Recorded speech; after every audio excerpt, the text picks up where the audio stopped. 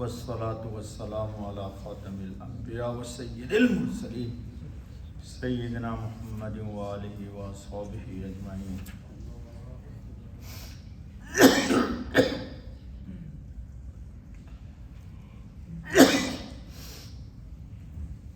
عن علي قال قال رسول الله صلى الله عليه وسلم إذا كانت ليلة النصف من شعبان فقوموا ليلها وصوموا يومها فإن الله تعالى ينزل فيها لغروب الشمس إلى السماء الدنيا فيقول ألا من مستغفر فأغفر له ألا من مسترزق فأرزقه ألا مبتلا فأعافيه ألا كذا ألا كذا حتى يطلع الفجر.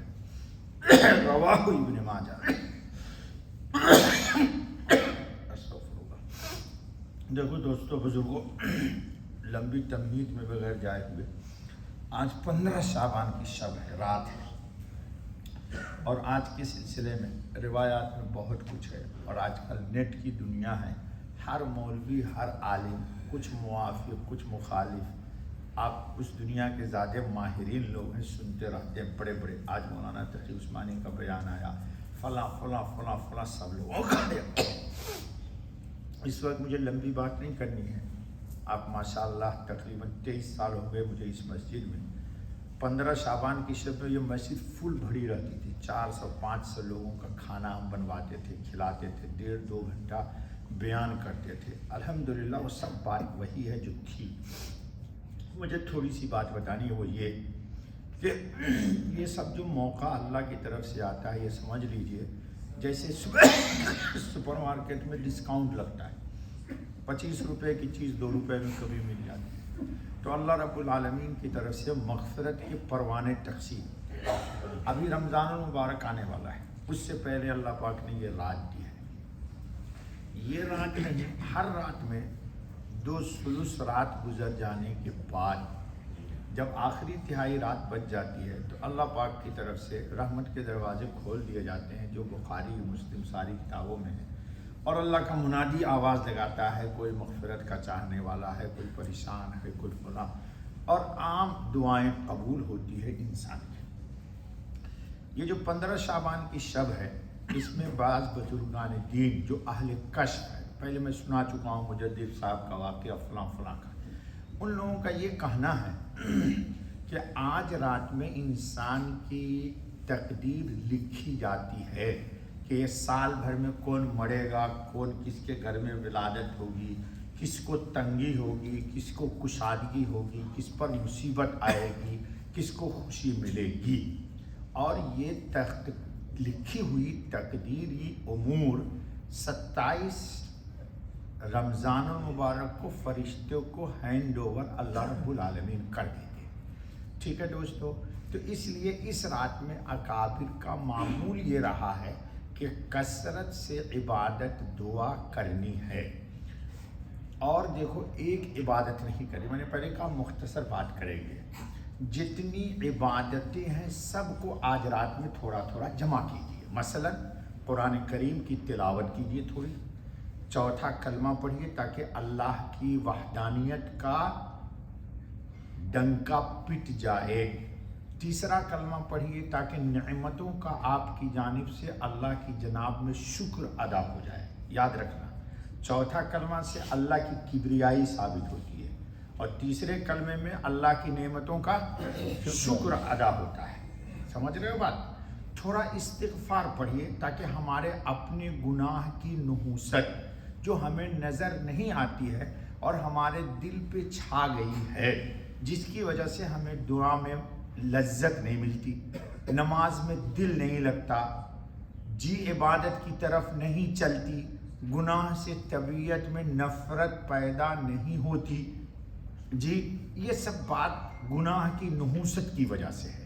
تو استغفار پڑھیے تاکہ گناہ کی نحوست نام اعمال سے مٹے اور ہمارے قلب کو اللہ پاک اپنے فضل سے رحمتوں سے دھل دیں، اور ہمارا قلب اس قابل ہو جائے کہ ہم اللہ کی رحمت کو ریسیو کرنے والے بن جائیں. رحمت تو آتی ہے اللہ کی طرف سے، لیکن ہمارے دل کے گناہ کی وجہ سے وہ رحمت پھر واپس چلی جاتی ہے، لوٹ جاتی ہے.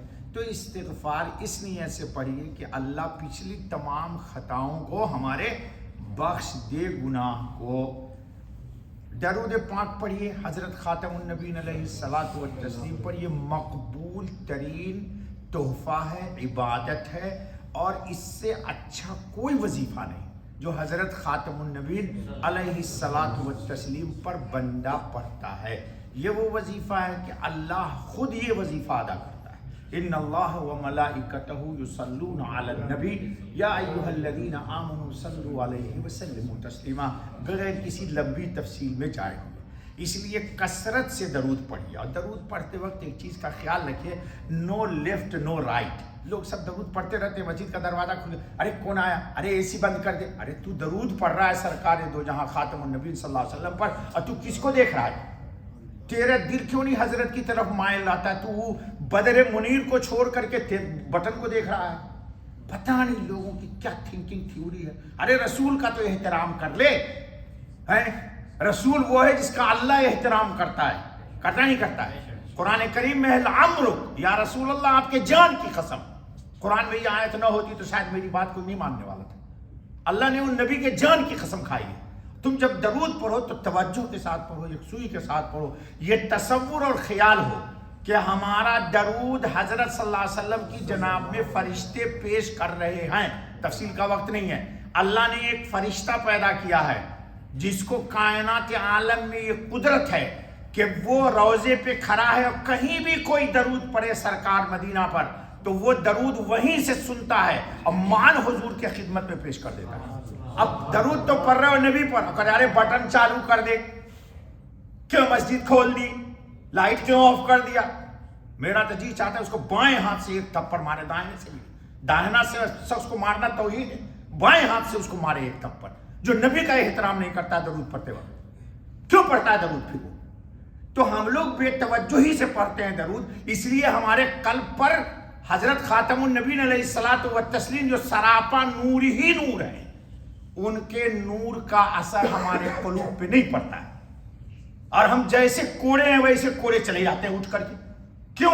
ہم بے توجہی سے پڑھتے۔ کل میں نے کہا تھا درس میں کہ ہر مسلمان حضور اکرم صلی اللہ، ابھی آپ نے حضور کو سلام کیا لیکن بے خیالی میں آپ نے سلام کیا۔ 4 رکعت پڑھے ہو نا فرض میرے پیچھے، تو تحیات میں 2 دفعہ نہیں کہا آپ نے السلام علیکہ ایھا النبی، پھر 2 رکعت تم نے سنت پڑھی اس میں بھی 1 دفعہ کہا السلام علیکہ ایھا النبی، پھر وتر پڑھی تم نے 3، اس میں بھی 2 بار تم نے کہا السلام علیکہ ایھا النبی، لیکن یہ سلام آپ نے بے توجہی کے ساتھ کیا۔ یہ بتاؤ کہ یہ گناہ ہے کہ نہیں ہے؟ نبی پر سلام کر دو بے توجہی کے ساتھ مسلمانوں، اور لڑائی جھگڑے بہت ہیں، لڑائی جھگڑے والا میں آدمی نہیں ہوں دوستوں۔ تو انسان توجہ کے ساتھ کر نبی پاک خاتم النبی صلی اللہ علیہ وسلم پر درود پڑھیے، پھر اس کے بعد کچھ نوافل بھی پڑھیے، کچھ نوافل پڑھیے، اور نوافل کے بعد پھر دعا مانگیے جس کو مناجات کہتے ہیں۔ مناجات میں پہلے اللہ کی حمد کیجیے، ہم لوگوں کو پتہ ہی نہیں ہوتا ہے، اور بسم اللہ پڑھیے۔ دعا مانگنے میں پہلے پڑھیے، نہیں مانگتے لوگ دعا میں، بس سیدھے دعا ہاتھ اٹھایا، ارے درود پڑھ لیا، ارے آداب سیکھو نا، آداب۔ پہلے بسم اللہ کہو، بسم اللہ الرحمن الرحیم۔ پہلے اللہ یا پہلے رسول ہے؟ تو اللہ کی کبریائی بیان پہلے کرو، تیسرا کلمہ پہلے پڑھو، 2 دفعہ 3 دفعہ تیسرا کلمہ پڑھو، اور پھر اس کے بعد حضرت خاتم النبیین علیہ الصلاۃ والتسلیم پر درود پڑھو، اور درود پڑھ کے پھر اپنی گناہ کا اعتراف کرو، اقرار کرو، ربنا ظلمنا انفسنا وان لم تغفر لنا وترحمنا لنکونن من الخاسرین۔ پھر اس کے بعد جو دعائیں مانگنی ہے مانگو۔ اور آج رات میں بطور خاص میں نے بھیج دیا، جن لوگوں کے ہمارے موبائل سے کنیکٹڈ ہے یا بھائی صاحب کے موبائل سے، میں نے ایک دعا بھیجی ہے۔ دیکھو میرے پاس ابھی کتاب لے کر کے آ گیا ہوں، کبھی کتاب نہیں لایا، دیکھو مسجد میں، یہ دیکھو ماذا فی الشعبان، اس میں سیدنا شیخ عبد القادر جیلانی اور حضرت بدوی، بہت بڑے اللہ والے گزرے، حضرت جنید بغدادی علیہ الرحمہ، ان سب لوگوں کی دعا منقول ہے۔ ایک دعا کی اس رات میں آج مانگنی ہے، وہ عربی میں پوری الفاظ ہیں۔ مختصر بات یہ کہ وہ دعا میں نے بھیج دی ہے، جن لوگوں کا میرے سے موبائل سے کنیکٹڈ ہے درس میں، ان کو سب کو چلا جائے گا، تو وہ دعا ضرور پڑھیے، عربی کے الفاظ ہیں۔ اس دعا کا ماحصل یہ ہے کہ اے اللہ، اگر میرے تقدیر میں کوئی تنگی ہے تو میری تنگی کو اللہ فراخی سے بدل دے، اللہ میرے روزی میں اگر کوئی قلت ہے تو یا اللہ میری قلت کو کثرت سے بدل دے.